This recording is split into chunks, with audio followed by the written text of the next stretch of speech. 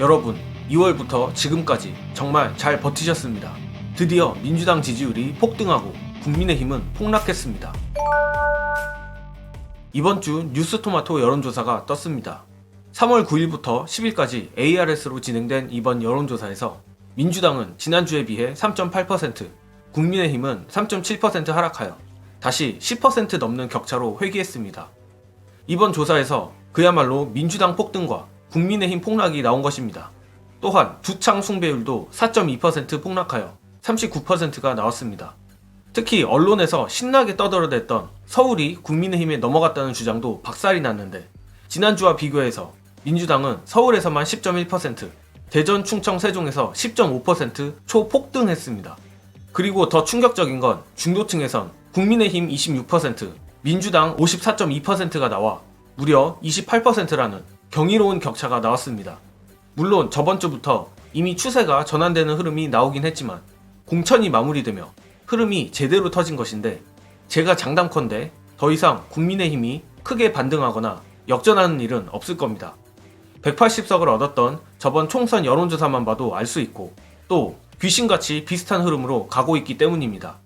이는 이제 하나의 굳어진 패턴인 듯 합니다.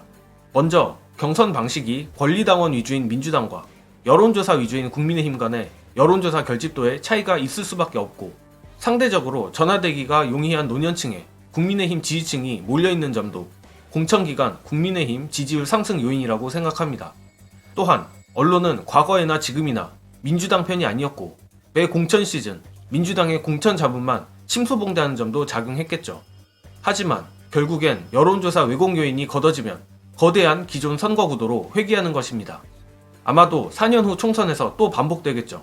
그때도 제가 정치 관련 소식을 여러분들께 전하는 보람찬 일을 계속하고 있다면 절대 낙심하지 말라고 말씀드릴 것을 약속드리겠습니다. 그리고 기간적인 이슈뿐만 아니라 민주당이 다시 지지층과 중도들에게 효능감을 준 것도 영향을 끼친 게 분명합니다. 이 부분에 대한 해설은 관련 영상으로 가름하겠습니다. 제가 지난주에 말씀드렸잖아요. 다음 주 되면 민주당 여론조사 올라간다라고. 원래 그래요. 공천 끝나고 야당 대표가 대통령 공격하면은 그때부터 이제 지지층이 결집하는 겁니다. 다음 주 되면은 민주당 지지율 더 오릅니다. 국민의힘보다 안정적으로 높아질 거예요. 그게 왜 그러냐면요, 지금 윤석열 정부에 대한 지지율이 35에서 40% 나옵니다. 국민의힘은요 절대 35%를 넘어갈 수가 없어요. 왜? 대통령 지지도가 35에서 40%이기 때문에. 그게 끝입니다. 이미 다 결집에 있는 겁니다. 그러나 민주당 지지율은요, 우리가 하기에 따라 가지고 최대치 55%까지 갈 수 있어요. 물론 정당 지지율이 거기까지 가진 않습니다. 전국적인 정당 지지율 조사하면은 민주당이 35% 이상 안 나와요. 그게 현실이에요. 왜? 다당제가 됐기 때문에. 근데 지역구 단위에서 지난 2020년 총선에서도 정당 득표율을 민주당 32%였습니다. 지역구 단위에서는 50%였습니다. 그렇게 우리 유권자들과 지지자들이 지역구 단위마다 전략적 투표를 해준다는 겁니다. 그리고 조국혁신당의 기세가 정말 어마어마합니다. 비례투표 의향에서 조국혁신당이 기어코 민주당의 비례연합마저 앞섰습니다. 심지어 민주당의 표만 갈라먹는다고 하기 어려운 게 중도층의 29.2%가 조국혁신당, 23.2%가 더불어민주연합, 21.4%가 국민의 미래를 지지하는 걸로 나왔습니다. 중도층에서 비례정당으로 가장 지지를 많이 받는 당이 조국혁신당이라는 겁니다. 비례정당 투표야 각자의 선택이지만 이 지표를 통해 알 수 있는 건 결국 강력한 반윤 투쟁만이 살 길이라는 겁니다. 애초 조국 전 장관이 처음 정치 참여 선언을 했을 때 중도층에서 반감이 컸던 걸 생각하면 이는 더더욱 명백합니다. 사실 저는 요즘 일부 극소수 지지층이 민주당과 조국혁신당 간 비방에 에너지를 쏟고 있는 것이 너무 안타깝습니다. 옳고 그르고 좋고 싫고를 떠나서 가장 의미 없는 짓이 이미 벌어진 일에 대해 왈가왈부하는 거 아니겠습니까? 서로 욕을 한다고 조국혁신당이 잘 되거나 사라지는 것도 아닙니다.